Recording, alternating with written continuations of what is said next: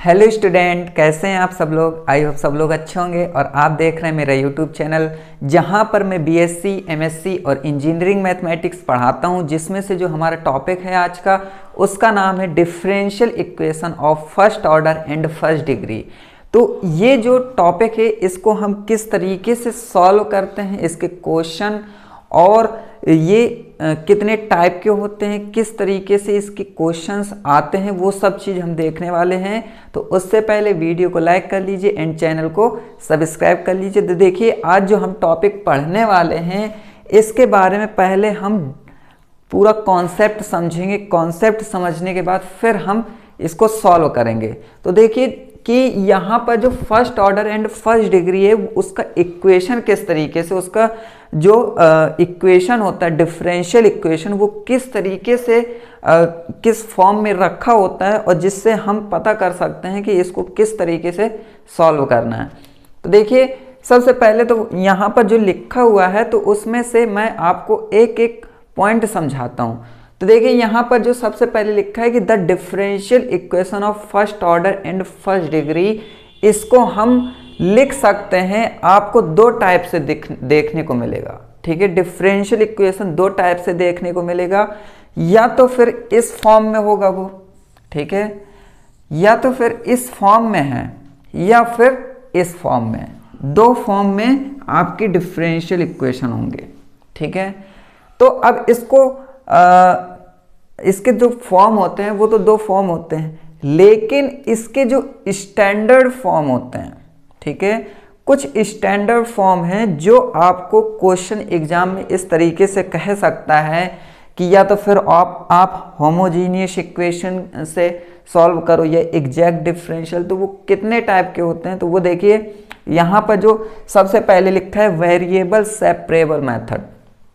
Variable separable किस तरीके से होता है वो चीज़ समझेंगे। उसके बाद होमोजीनियस इक्वेशन, फिर इक्वेशन ऑफ द फॉर्म इस फॉर्म में होगा, ठीक है, फिर लीनियर इक्वेशन में सॉल्व करेंगे, फिर हम equation reducible to the linear form में, फिर इसके बाद एग्जैक्ट डिफरेंशियल इक्वेशन, फिर equation reducible to exact form में, है ना।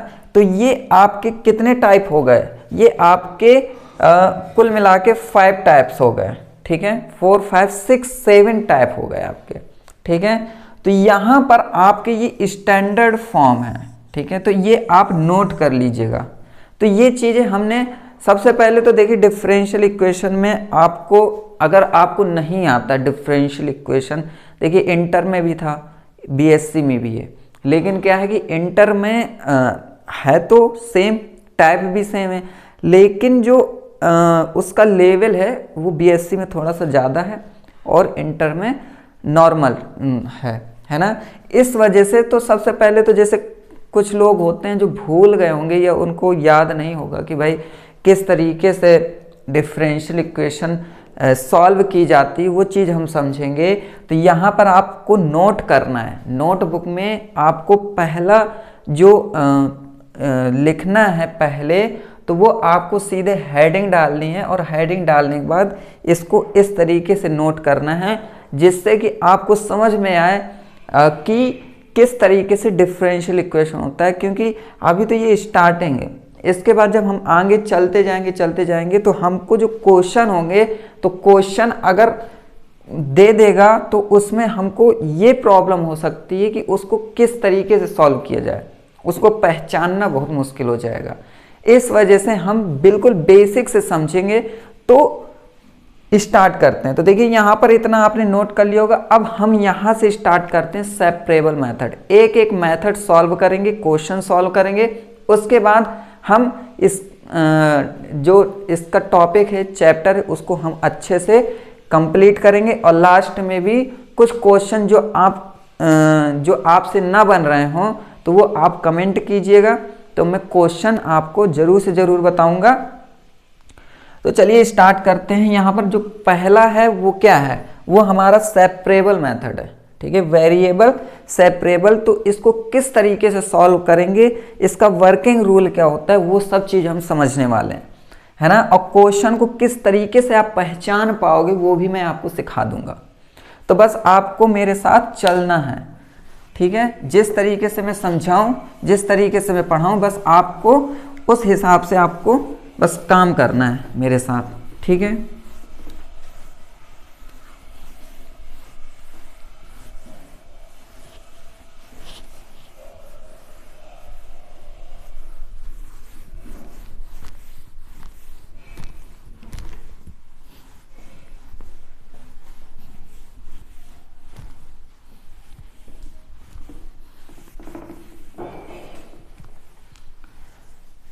तो यहां पर सबसे पहले आप हेडिंग डाल लीजिए वेरिएबल सेपरेबल मेथड।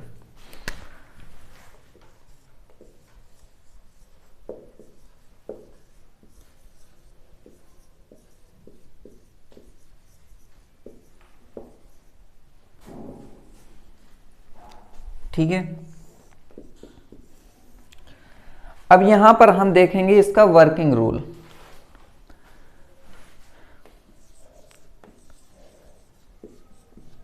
मैं आपको बिल्कुल ये समझ लीजिए कि इस हिसाब से मैं आपको समझाना चाहता हूं कि बस आपको कुछ भी ना आता हो, कुछ भी ना आता हो इसमें, तो मैं आपको बिल्कुल इस हिसाब से मैं समझा दूं कि आपको सब कुछ आने लगे, है ना। इस वजह से सबसे पहले हम वर्किंग रूल में देखेंगे। वर्किंग रूल में हमको 3 स्टेप फॉलो करने हैं इसमें। देखिए, जो पहला स्टेप होगा वो क्या होगा, वो इस तरीके से होगा कि अगर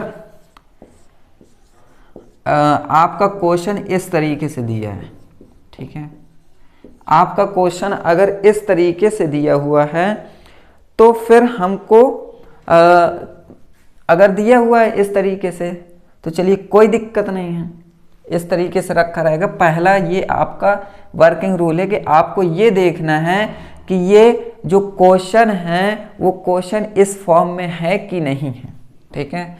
अगर वो इस फॉर्म में रखा हुआ है तो आपको जो दूसरा स्टेप करना है, दूसरे स्टेप में आपको एक काम करना है। वो काम ये करना है कि अगर ये इस तरीके से दिया है तो आपको यहाँ पर इस तरीके से लिख लेना है F2y, ठीक है, एंड Fy इस तरीके से रखना है। F2y dy है ना, यहाँ पर dy आएगा आपका, इज इक्वल टू फिर F1x dx इस फॉर्म में आपको रखना है, ठीक है। अब अगर ये इस फॉर्म में रखा हुआ है, ठीक है, इस फॉर्म में रखा हुआ है, तो सिंपल आपको अब क्या करना है कि यहां पर तीसरा जो करना है वो ये करना है कि integrating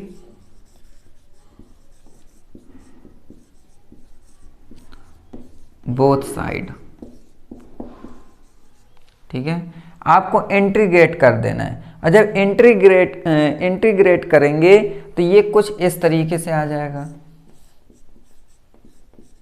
2y dy is equal to integration फिर ये एंड यहां पर c लग जाएगा आपका, ठीक है। इतनी चीज समझ में आ गई, तो बस आपको यही करना है। और यहां पर जो c होता है वो आपका आर्बिट्रेरी कांस्टेंट होता है,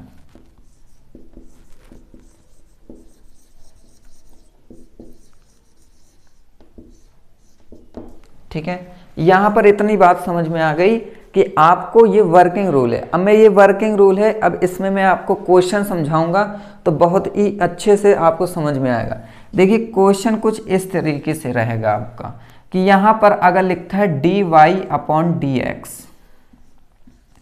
सिंपल सा क्वेश्चन है ये वाला, dy/dx e की power x minus Y plus e की पावर माइनस वाई, ठीक है।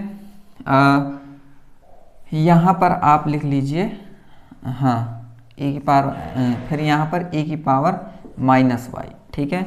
इस तरीके से आपका मान लीजिए क्वेश्चन दिया है, ये पहला क्वेश्चन है, बिल्कुल सिंपल है। तो इसमें आपको करना क्या है, वर्किंग रूल में आपको इसमें अप्लाई कैसे कराना है ये समझना है। देखिए, ये है इस फॉर्म में रखा है कि नहीं रखा है, इस फॉर्म में रखा है। अब आपको इस फॉर्म में रखना है। इस फॉर्म में रखने का मतलब है कि dy की जो y वाले फंक्शन है उसको dy के साथ और x वाले फंक्शन है उसको x के साथ। तो सबसे पहले तो आप इसको सॉल्व करेंगे, ठीक है। इसको जब सॉल्व करेंगे तो ये e की पावर x e की power minus Y plus e की पावर माइनस वाई हो जाएगा। एंड यहाँ पर आ जाएगा dy upon D x is equal to e की पावर माइनस वाई, कॉमन है दोनों में सेम है तो ये हो जाएगा। एंड यहाँ पर हो जाएगा ई की पावर एक्स प्लस 1, ठीक है। इतना होने के बाद जब ये यहाँ जाएगा तो ये हो जाएगा ई की पावर वाई, ठीक है। एंड डी वाई और यहाँ पर हो जाएगा ई की पावर एक्स प्लस 1 एंड यहाँ पर डी एक्स। तो देखिए ये इस फॉर्म में है कि नहीं है, सेकेंड फॉर्म ये है, इस फॉर्म में भी है। अब आपको करना क्या है, इसमें इंटीग्रेशन दोनों साइड लगा देना है। जब आप दोनों साइड इंटीग्रेशन लगा देंगे तो ये कुछ इस तरीके से हो जाएगा,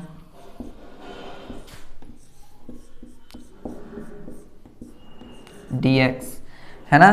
फिर आपको करना क्या है, बस हो गया हमारा। यहाँ पर इसकी जो इंटीग्रेशन होता है इसकी इंटीग्रेशन यही रहेगा और ये किस तरीके से होगा, ये हो जाएगा e की power x plus x and यहाँ पर प्लस c हो जाएगा। तो देखिए ये इस फॉर्म में सॉल्व हुआ कि नहीं हुआ, बस हो गया हमारा। तो ये हमारा फाइनल आंसर है। तो इस तरीके से क्वेश्चन सॉल्व करते हैं।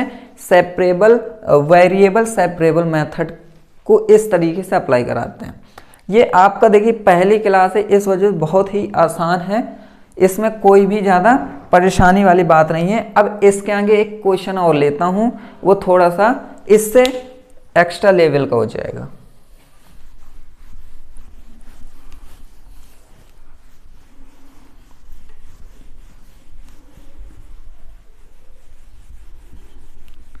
अब देखिए यहाँ पर जो नेक्स्ट क्वेश्चन है वो कुछ इस तरीके से है कि अगर ये D Y upon D X tan Y दे देगा यहाँ पर इज इक्वल टू साइन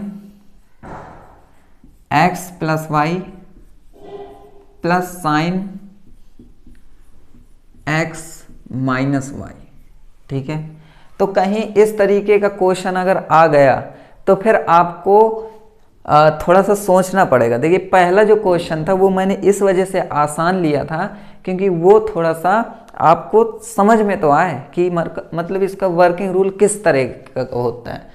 अब यहाँ पर देखिए पहला जो वर्किंग रूल में पहला है वो D Y upon D X, फिर ये चीज़ यहाँ पर सॉल्व होनी है, फिर हमें पहले की तरीके लेके आनी पड़ेगी, ठीक है। तो इतना समझ में आया।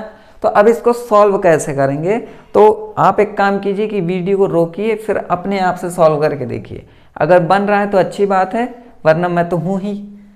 तो देखिए यहाँ पर जब इसको सॉल्व करेंगे तो सबसे पहले आप एक चीज़ दिमाग लगाइए। यहाँ पर क्या है, sine X plus Y plus sine X minus Y. तो यहाँ पर एक दिमाग में ये आता है कि ये कुछ फॉर्मूला के तरीके हैं। फॉर्मूला देखिए यहाँ पर sine C plus sine D का होता है कि नहीं होता है। ये क्या होता है फॉर्मूला, तो यहाँ पर होता है 2 sine C plus D by 2, है ना, and cos C minus D by 2, ये होता है। अब यहाँ पर देखिए इसको सॉल्व करेंगे, इसको उसी तरीके से रखा रहने देते हैं जैसे ये रखा है D Y upon D X tan Y is equal to 2 रख दिया, साइन रख दिया, एंड सी क्या है यहाँ पर x प्लस वाई है and plus x minus Y. तो माइनस वाई से प्लस वाई तो कैंसिल हो जाएगा, तो सिर्फ आएगा 2x अपॉन 2 इंटू कॉस सी क्या है, ये है माइनस x माइनस वाई। तो जब माइनस होगा तो ये माइनस हो जाएगा, ये प्लस हो जाएगा, तो x से x कट जाएगा, यहाँ पर आएगा 2y बाई 2, इससे ये कैंसिल, इससे ये कैंसिल। तो अब देखिए यहाँ पर क्या आ रहा है, यहाँ पर ये आ रहा है कि D Y upon D X ले आओ और 10y है, ठीक है। तो ये जब यहाँ आ जाएगा तो यहाँ पर हो जाएगा cos y और यहाँ पर 2 साइन x हो जाएगा कि नहीं हो जाएगा। अब आपको करना क्या है कि यहाँ पर D Y upon D X है, ठीक है, इसको लिख सकते हो सिक वाई इसको, और इसको लिख सकते हैं tan y is equal to 2 sin x, है कि नहीं है। अब हम करेंगे क्या कि यहाँ पर ये जो है sec y and tan y, तो dy यहीं रहेगा और 2 sin x dx यहाँ आ जाएगा। सेम देखिए अब ये किस तरीके का बन गया, इस तरीके का बन गया। अब आपको करना क्या है, बस इंटीग्रेशन ले लेना दोनों साइड। जब आप दोनों साइड इंटीग्रेशन लेंगे तो फिर क्या आएगा, तो बस अब हम यहां पर सॉल्व करते हैं इसको। तो जब दोनों साइड इंटीग्रेशन ले लिया तो ये आ जाएगा sec y tan y dy is equal to 2 फिर sin x dx, ठीक है। जब इसको सॉल्व करेंगे तो हमारा इसका जब इंटीग्रेशन होता है तो ये सिर्फ sec y हो जाता है, ठीक है, इज इक्वल टू यहाँ पर 2 साइन का क्या होता है माइनस कॉस x हो जाता है एंड प्लस c लग जाएगा, ठीक है। तो ये अब हमारा फाइनल आंसर है। अब मैं आपको एक बात बताना चाहता हूँ, बात ये बताना चाहता हूँ कि काफ़ी बच्चे ये सोच रहे होंगे कि ये तो आसान है, बिल्कुल समझ में भी आ जा रहा है और इसमें कोई प्रॉब्लम नहीं है। लेकिन मैं आपको एक बात बताता हूँ ये कि जब आप वर्किंग रूल, इस वजह से मैंने बताया आपको कि यहाँ पर आप ये बताइए कि अगर sec y लिखा है -2 cos x लिखा है तो ये जो c होता है ना, अब c किस साइड लगाया जाए, ये दिमाग में बहुत कंफ्यूजन हो जाती है कि ये c x के साइड लगाएं कि y के साइड लगाएं, है ना। इस वजह से वर्किंग रूल में पहले से ही मैंने बता दिया है कि जब भी आपको आर्बिट्रेरी कांस्टेंट लेना है c, तो वो आपको इसके साथ c लेना है, ठीक है, वरना आपका क्वेश्चन गलत आएगा।